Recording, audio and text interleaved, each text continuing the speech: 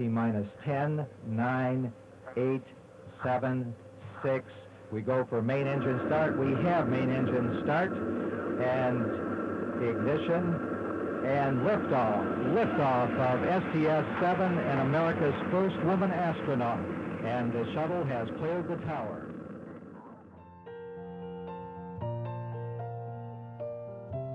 Sally Ride was one of the most influential women within the science and space community. She showed women that they could overcome any challenge and be whoever you want to be, even the first American woman to successfully make it to space. Sally Ride was born May 26, 1951 in Encino, California. As a child, she excelled at any sport that she tried. A tennis star, she was encouraged to leave school and pursue the sport professionally. However, she was also very talented in the classroom, which caused her to decide to finish her education.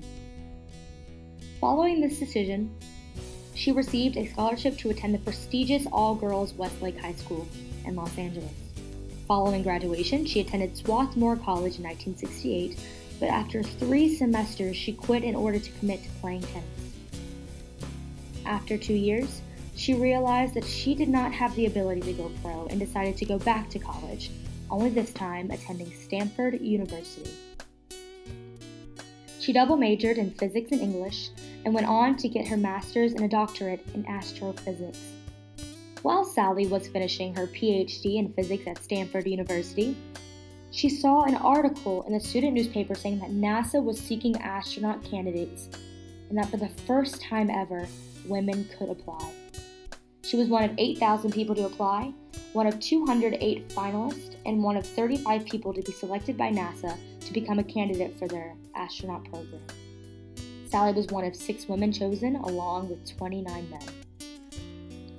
She received her PhD in astrophysics that same year and began training for the evaluation courses for NASA.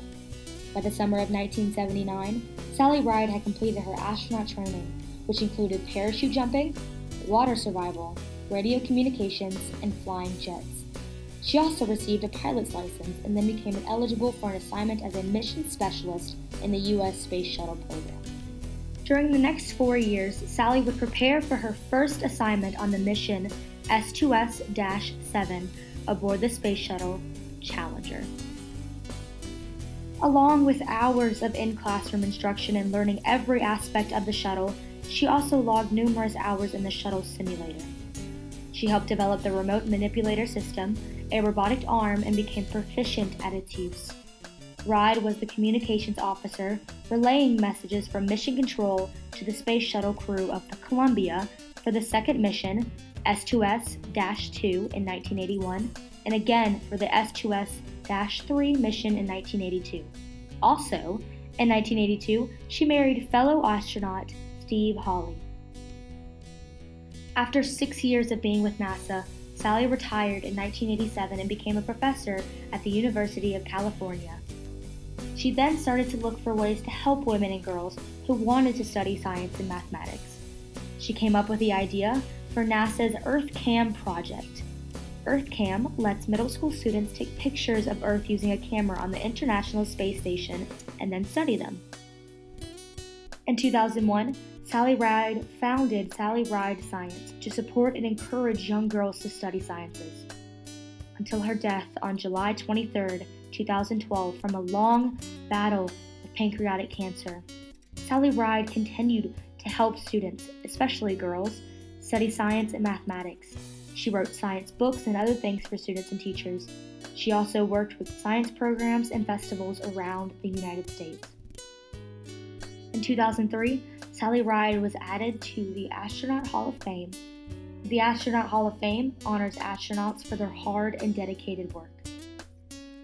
Sally Ride has broken the sound barrier and showed us all that even the sky isn't the limit anymore.